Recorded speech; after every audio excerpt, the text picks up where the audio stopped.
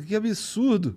Nossa senhora, dessas daí, esse lance de não poder comer carne vermelha porque não tem pra todo mundo é foda. Sim. Você ficou em Cuba, então, de que idade a que idade, mais ou Eu menos? nasci em Cuba, fiquei até os 12. Então, 12 anos ali de... Qual que outras... Tipo, qual foi um dos maiores choques que você viveu quando você teve essa mudança de vida, de vir pro Brasil, assim? Parece uma coisa fútil, mas uma coisa que me marcou muito e cubanos que eu conheço no Brasil também, tipo, foram marcados por isso. O mercado. Quando eu entrei no mercado. Até hoje eu fico tonta. Eu entro no mercado... Eu procrastino a minha ida ao mercado, porque eu fico tonta, de verdade. Tem muita variedade. E aí eu fico tipo, ai, o que tem que pegar não sei o quê. Então minha mãe que vai, meu pai que vai. Eu odeio ir no mercado por isso. Então ver essa variedade, essa quantidade de comida, de papel higiênico... Papel higiênico. produtos de limpeza, tudo isso. E outro choque foi a liberdade.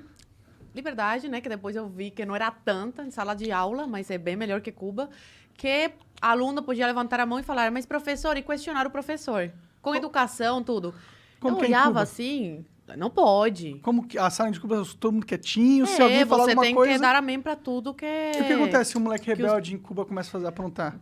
prejudica teus pais. Os pais são chamados na escola, aí já ficam de olho, aí o pai pode perder o emprego, a família ser perseguida, tudo isso. Sério? Eu já fui chamada de contra-revolucionária em sala de aula, porque eu não queria dar um dinheiro lá pra MTT, que é um negócio de Cuba, lá, pra ataque americano, uma coisa assim. Eu falei, eu não quero dar. Eu tinha 7 anos, 8 na época, 6 ou 7. Eu era uma criança. E eu falei, não quero, eu quero esse dinheiro pra comprar uma pizza. E aí a professora incentivou os alunos a me chamarem de contra-revolucionária. Caralho, é bem Coreia do Até Norte. hoje, esse negócio. até hoje eu lembro disso. Até Que- hoje. Então até os professores, eles são usados como massa pra doutrinar as Sim, crianças. claro. E foto do Che Guevara, do Camilo Cienfuegos, do Fidel Castro, colocar flores, né? Como que era a aula de história lá? Você lembra de alguma coisa? Aula de história era imperialismo yankee, malvado. Fidel salvou Cuba, os cubanos, do imperialismo, da exploração yankee, essas coisas. Então, por exemplo, os Estados Unidos, eu tinha muito medo dos Estados Unidos. Eu falava, meu Deus, inimigos, né, de Cuba. Então, eles fazem desde criança a tua cabeça, né? E aí eu falo que isso prejudicou muito a cultura em Cuba. Cuba, era um ícone, né, da música, Célia Cruz, Orixás. Atualmente é muito pobre culturalmente. E isso se deve à grande manipulação e doutrinação em sala de aula. Não tem muitas mentes criativas, não tem liberdade nenhuma. Não, é só aquilo. São máquinas, né? Entendi. Eles te programam para repetir, obedecer. E aí tá, aí tu chegou no Brasil com 12, tu estudou direito, não é? Tô terminando direito. Tá terminando direito. E tem uma luta aí pela liberdade, É minha pela principal democracia, essas coisas. Mas como é que isso... Como é que você virou Zoe Martinez? pauta. Foi em 2010, quando eu tinha 16 anos, foi no impeachment da Dilma, no ensino médio. Uma professora de direita falou, você é tão esclarecida, você, assim, não parece ter a idade que você tem, sabe? Eu sempre fui de ter amigos mais velhos, tipo, meus amigos 60, 40 anos. Nunca gostei muito das pessoas da minha idade. Eu falo que eu sou uma jovem com mentalidade de idoso. Aham. E aí a professora falou, você se expressa tão bem, porque você não abre uma página no Facebook falando sobre as suas experiências de vida em Cuba? Eu fiquei pensando, falei, quer saber? Eu vou abrir. Principalmente porque o Brasil estava vivendo um momento histórico, né? O impeachment da Dilma, do petista. E aí eu abri essa página, brasileiro não gosta muito de ler, né? E eu escrevia texto sobre Cuba antes, com Fulgêncio Batista, depois com a tomada do poder do Fidel e tal. E aí, 10 curtidas, sou conhecidos que curtiam. Até que um dia uma professora falou que queria se aposentar e ir morar em Cuba. Claro, com a aposentadoria do Brasil, que aqui não é muito, né? Aposentadoria de professor, mas em Cuba é muito dinheiro, porque lá o dinheiro é desvalorizado, a moeda oficial de lá. E eu fiquei tão irritada com isso, eu sempre fui muito esquentada. Mas com a idade a gente aprende a ficar mais moderado, né? E eu gravei um vídeo muito estressada. Vai pra Cuba, só não citei o nome, né? Você gosta de ir lá? Vai pra lá, mas com dinheiro de cubano mesmo, pra trabalhar como cubano, entendeu?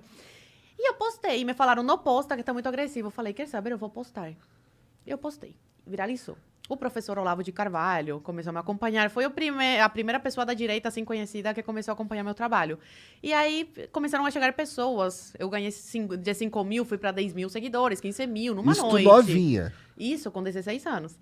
E aí, os seguidores pedindo, fala sobre a saúde, sobre a educação. E eu fui entrando nesse meio e eu não sabia onde que eu estava entrando. Eu só ia gravando. Tava no ensino médio, eu fazia... eu era estudante de teatro no Wolf Maia. Caralho! E aí eu continuei com a minha vida. Aí eu comecei a dar palestra, aí fui para Brasília, aí fui para os gramados do Congresso, pediram o impeachment da Dilma. Aí eu conheci várias pessoas que hoje são até políticos, a Bia Kicis, conheci nos gramados do Congresso, a Alan dos Santos. E foi aí que eu me inseri nesse meio e nunca mais parei. Eu acho que o meu chamado de vida mesmo, sabe? Falam que quando eu falo de liberdade, tudo muda.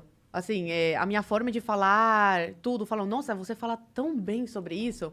Então, eu acho que é meu chamado de vida defender a liberdade e alertar os brasileiros sobre como os perigos, né? De você ir perdendo a sua liberdade aqui, outra aqui. E quando você vê, você já está numa ditadura. E aí, para sair, meu amigo, olha Cuba. 60 anos até hoje não conseguiu se livrar disso. E imagino também porque a galera lá tá tão doutrinada que eles provavelmente nem enxergam as mazelas, né? Mais ou menos. A internet agora, o Cuba perdeu o apoio da Argentina, né? A Argentina tá falida, Venezuela não tem dinheiro. Brasil financiava através do Mais Médicos com o Bolsonaro, né? Acabou cortando. E aí Cuba ficou assim, como que eu vou me sustentar, entendeu? E aí foi pro turismo. E o turista entrando precisava ter internet.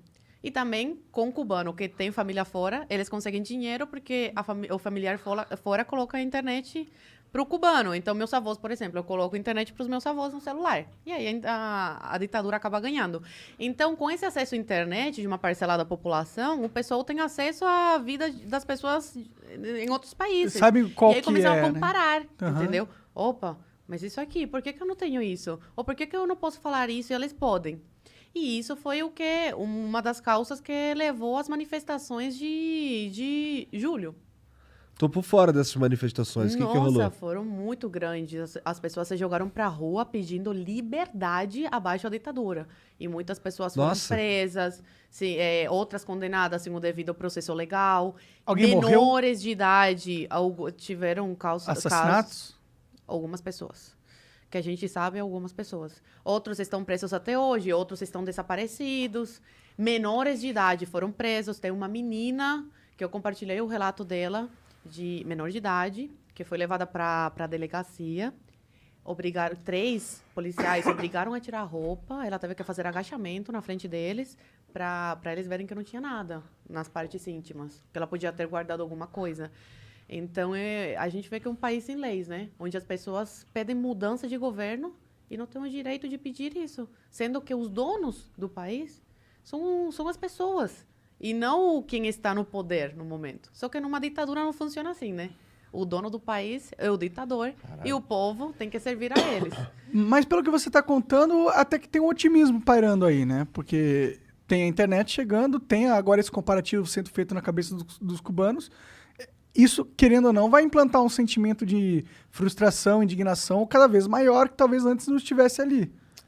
Mais ou menos, porque foram 2 dias de manifestações. Depois eles conseguiram controlar muito bem. Colocaram um exército nas ruas. A ditadura está armada até os dentes, né? Graças à antiga União Soviética, que mandou muita arma para Cuba. E o povo está desarmado, tá? E outra coisa, eles tiraram a internet esses 2 dias. Deixaram as pessoas sem luz. Então, dificulta muito, né, a comunicação com outras pessoas via internet. Aí dificulta para você marcar uma manifestação. As manifestações que acontecem aqui no Brasil, 90% é marcado pela internet, em grupos de WhatsApp, em grupos de Facebook. Então, dificulta muito o contato com as pessoas quando cortam, né? Só que agora, dia 15 de novembro, parece que eles estão se organizando e vão para a rua de novo.